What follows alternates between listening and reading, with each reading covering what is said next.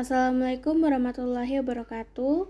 Perkenalkan, nama saya Munajah Fajriyah dengan NIM O1A1 20098 dari kelas B. Kali ini saya akan mempresentasikan tentang senyawa fenolik dan flavonoid. Pokok bahasan dalam materi ini yaitu yang pertama, definisi senyawa fenolik dan flavonoid. Yang kedua, klasifikasi senyawa fenolik dan flavonoid. Yang ketiga, identifikasi senyawa fenolik dan flavonoid. Yang keempat, gambaran proses biosintesis senyawa fenolik dan flavonoid. Yang pertama, definisi. Tumbuhan merupakan sumber utama antioksidan alami. Senyawa aktif yang terdapat dalam antioksidan alami seperti fenolik, karotenoid, flavonoid, asam folat, benzoat asam, dan tokoferol adalah metabolit sekunder dari tanaman yang dapat memberikan berbagai potensi pengobatan dan pencegahan kanker, penyakit kardiovaskular, penyakit neurodegeneratif, dan lain-lain. Fenolik atau polifenol, termasuk flavonoid, memiliki perhatian yang lebih besar karena mereka sering diidentifikasi sebagai pengubah respon biologis dan memiliki berbagai fungsi seperti chelator logam dan radikal bebas. Senyawa bioaktif hadir dalam senyawa ini memberikan berbagai fungsi fisiologis, misalnya antimikroba, anti-alergenik, antiinflamasi, dan efek antimutagenik. Terlebih lagi, telah dilaporkan bahwa senyawa aktif ditemukan dalam asam fenolik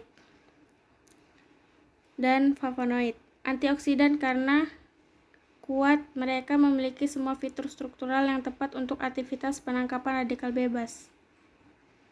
Flavonoid merupakan sekelompok zat alami dengan struktur fenolik variabel ditemukan dalam buah-buahan, sayuran, biji-bijian, kulit kayu, akar batang, bunga, teh, dan anggur. Produk alami ini terkenal karena efek menguntungkannya pada kesehatan dan upaya sedang dilakukan untuk mengisolasi bahan yang disebut flavonoid. Fenolik merupakan golongan senyawa organik yang terdapat pada semua tumbuhan sebagai metabolit sekunder dalam konsentrasi yang bervariasi. Mempunyai satu atau lebih gugus hidroksil yang menempel pada cincin aromatik.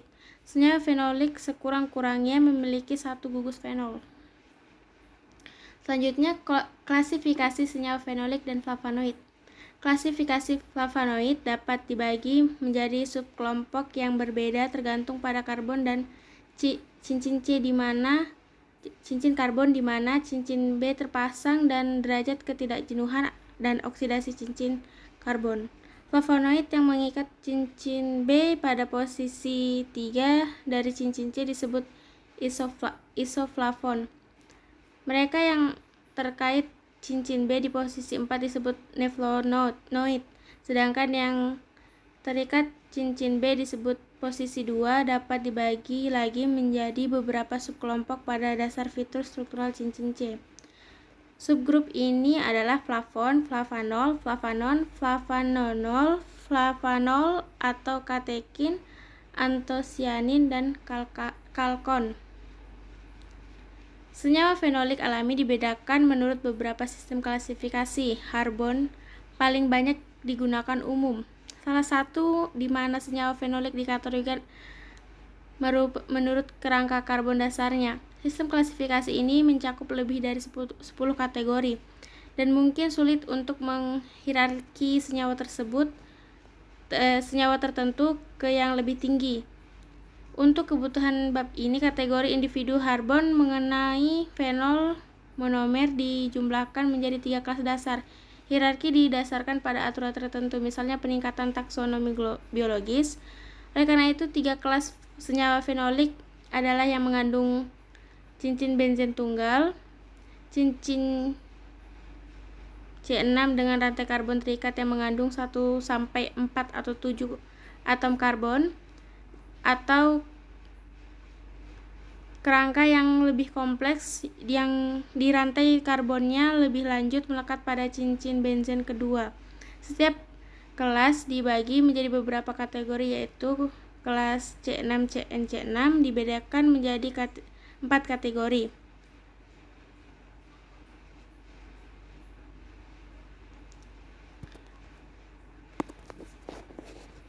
Berikut ini klasifikasi senyawa fenolik dan flavonoid.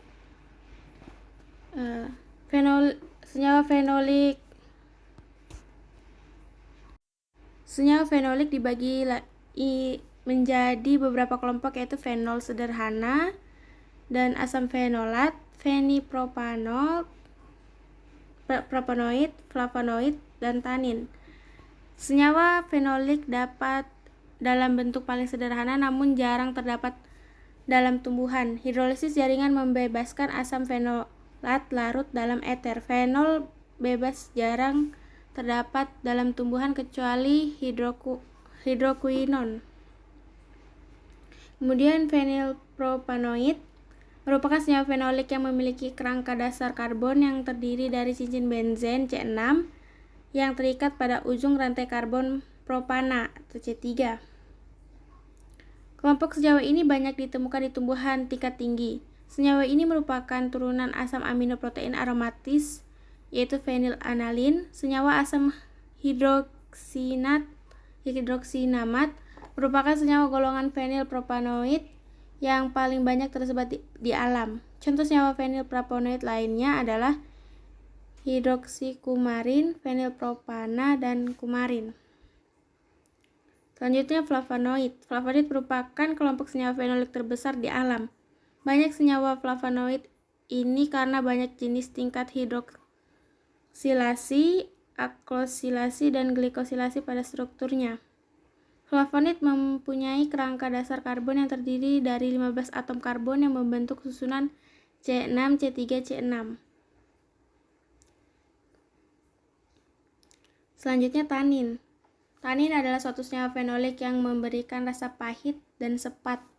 Dapat bereaksi dan mengumpulkan protein atau senyawa organik lainnya yang mengandung asam amino dan alkoid.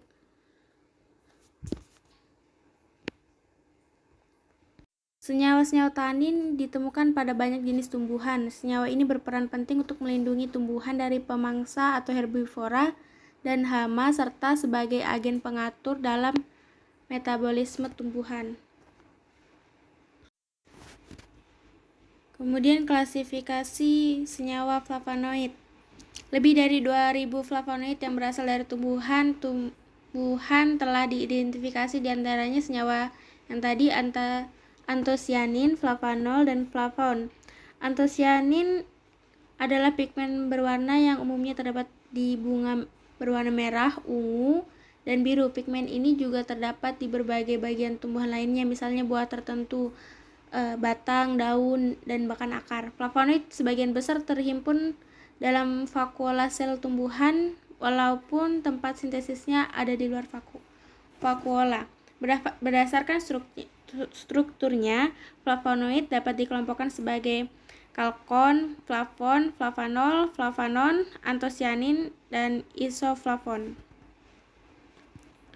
Selanjutnya, identifikasi senyawa fenolik dan flavonoid. Metode identifikasi senyawa fenolik.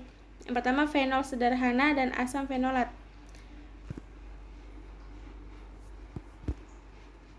Yang pertama menggunakan KTL silika gel atau asam aset CHCl3 dan etil asetat benzen, selulosa Mn300 atau benzen MEOH, asam asetat dan asam asetat air.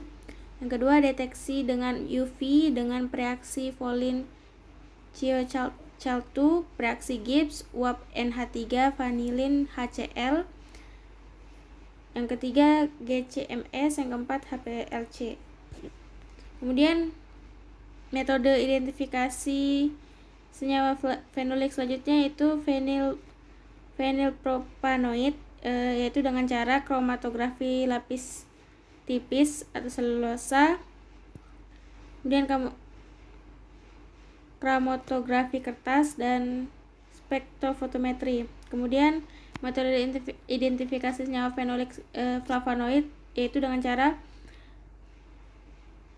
warna berubah dengan penambahan basa atau amonia. Yang kedua, diidentifikasi dengan KLT itu BAAHC 5%, spektrofotometer UV vis, reaksi geser.